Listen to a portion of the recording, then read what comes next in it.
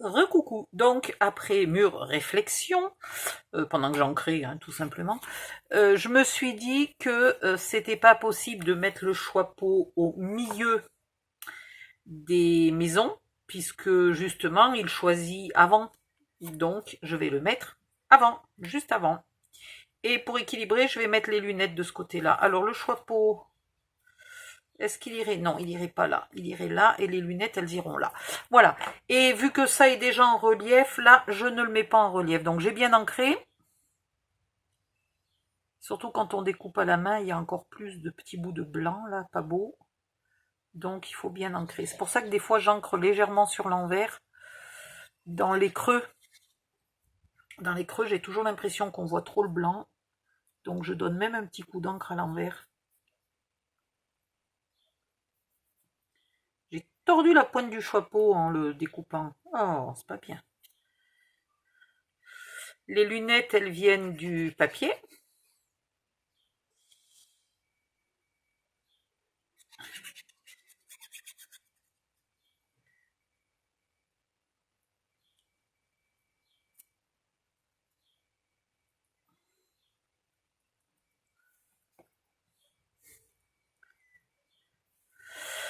Voilà.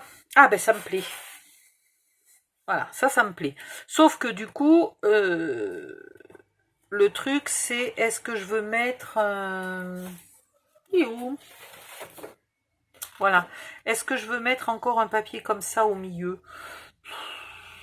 Est-ce que je veux mettre encore... Je suis à 30 photos. Je suis à une trentaine de photos et il y a encore les 2 pages... non, allez. Je m'en servirai peut-être pour faire les pochettes et compagnie. Parce qu'en plus, celui-là, il n'a pas de sens. Donc, il peut faire une jolie pochette dans ce sens-là. Voilà. Donc là, normalement, j'ai fini les pages de base. Je vais faire les inserts et on va attaquer la couverture. Alors, vu que là, on n'a pas fait grand-chose à part coller un choix-peau, c'est pas non plus... ça va, vous n'êtes pas fatigué, hein. On va réfléchir pour les inserts. Alors, pour les inserts, j'avais envie de prendre du papier crème, un peu style couleur parchemin, quoi, en fait. Ah, mais mince, il faut que j'arrive à l'attraper, par contre. Hein. Alors, si vous n'avez pas, vous prenez du papier blanc. Ici. Et c'est pas possible, pas moyen d'avoir un peu de papier. Oh, punaise. Ah, la vache, que c'était dur à attraper. Voilà. Donc, j'avais envie de faire un style parchemin. Alors, pas un style vrai parchemin, parce qu'un vrai parchemin, je ne sais pas si vous en avez déjà vu, c'est étonnamment blanc, étonnamment fin. Les bords sont coupés droits. Enfin, moi, j'ai été surprise. Ça ressemble pas du tout à ce qu'on voit dans les films ou dans son esprit, là. Tout tordu et tout. Bon, moi, je veux faire un faux parchemin. Tout tordu, tout... Voilà. Donc... Par contre, c'est pas super rigide. C'est pas super rigide. Ça m'embête un peu pour le coup. Alors, est-ce que je le fais en papier craft? Du coup, ça sera encore moins vrai parchemin. Mais tant pis. Est-ce qu'il m'en reste encore 4? Oui, mais j'en ai à côté dans le bureau. Il n'y a pas de souci, j'en ai dans le bureau. Ah ouais, c'est déjà beaucoup plus rigide. Donc, on va le faire en vrai papier craft. On va le faire de quelle taille? On va le faire. Donc, les pages, elles font 19 par 19. Ici, il va y avoir à peu près 1, voire 1,5 de reliure accordéon. Il faut que je décide maintenant si je fais ma reliure accordéon à 1 cm. Alors, les pages sont pas lourdes, parce que moi, je les ai faites en craft fin. Vous, vu que je vous ai conseillé de les faire en craft épais, vos pages vont être lourdes. Donc, on va faire une reliure de 1,5. D'accord? Donc, 1,5, ça veut dire qu'il nous reste 17,5. 17,5, on va faire 18,5. Alors, on va faire 18,5 par... Et là... Eh ben, 18,5 par 18,5. Voilà, comme ça au moins on ne se trompe pas. Alors, 18,5.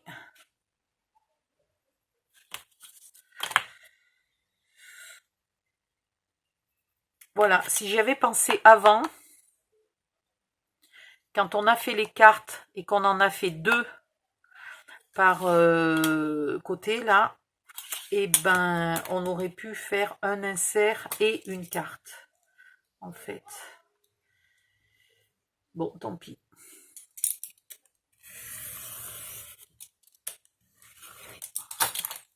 C'est pour ça que des fois il faudrait faire une page, un insert pour avoir savoir ce qu'on va faire.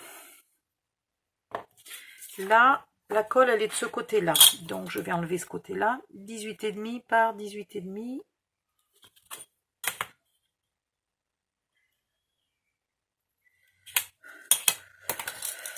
Alors, je voulais faire un truc, mais je ne sais pas si je vais y arriver.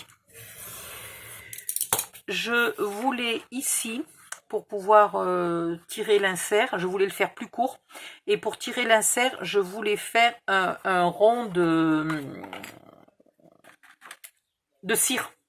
Un cachet de cire. Voilà, 4 cachets de cire à la queue leu pour tirer chaque... Sauf que vu que j'arrive pas bien à faire les cachets de cire, j'ai renoncé. Donc, je fais mon insert. Mais si vous y arrivez, voilà. Si vous y arrivez, vous faites votre insert un peu plus court. Donc, vous enlevez, donc ça va faire 17,5. Vous le faites à 17,5 et vous y collez un bon cachet de cire pas trop épais qui servira à tirer.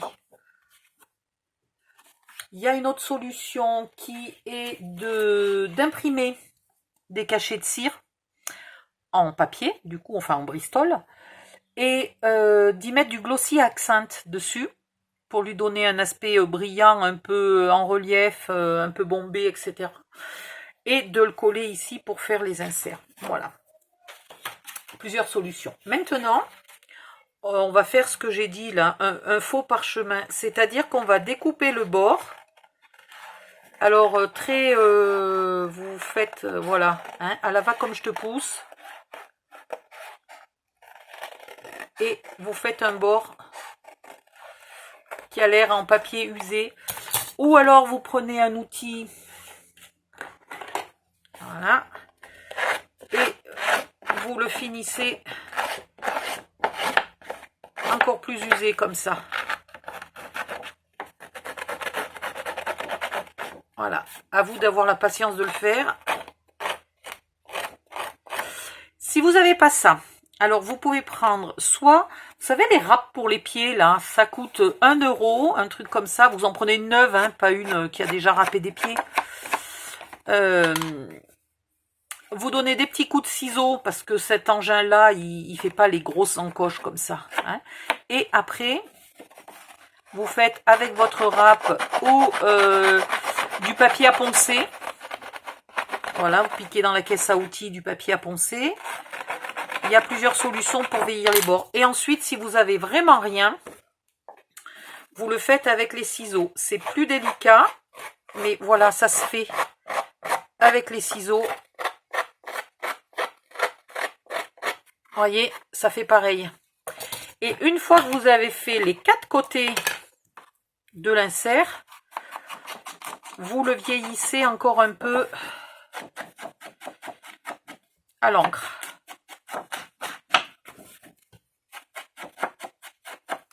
Voilà, il faut que ça ait l'air tout vieillot, tout mal fait. Et donc après, bon là je ne l'ai pas fini hein, évidemment. Allez, qu'est-ce que j'ai fait? Et après, on viendra le mettre là-dedans, tout simplement. Alors, est-ce qu'il y a quelque chose qui a collé? J'ai pas l'impression qu'il rentre mon truc. Si, il rentre. Voilà. Et donc, il dépasse comme ça. Non seulement pour faire joli, et puis surtout pour pouvoir l'attraper.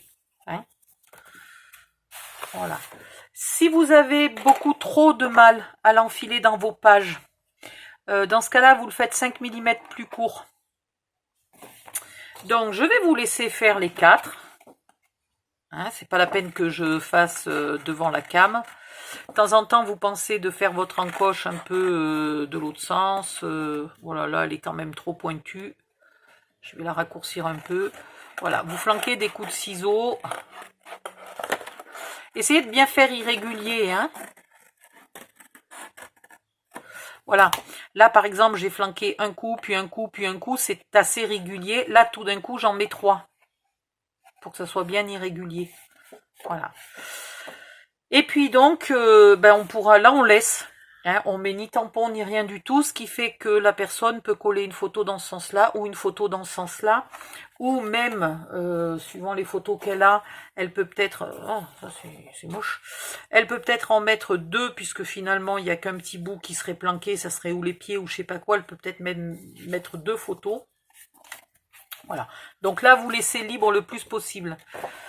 Quand vous avez un mini-album comme ça, avec des emplacements pour mettre les photos, là par exemple on est obligé de mettre une photo en mode paysage, là on est obligé de mettre une photo en mode portrait, sinon chaque fois qu'on prend l'album on est obligé de le tourner pour voir les photos, c'est pas du tout pratique. L'avantage c'est quand on a des inserts, voilà, un insert qui est mis n'importe où dans une pochette, même s'il est rangé comme ça dans la pochette, quand on le sort, quel que soit le sens de la photo, on a facile de tourner juste l'insert, juste le photomat. On n'est pas obligé de tourner tout l'album. Donc c'est génial pour mettre des photos dans n'importe quel sens.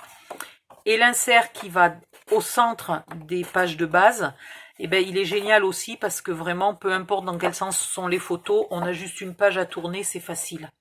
Voilà. Donc je vous laisse faire ça. Et puis cette étape est terminée. Et la prochaine, ça sera le début de la couverture. Bye bye.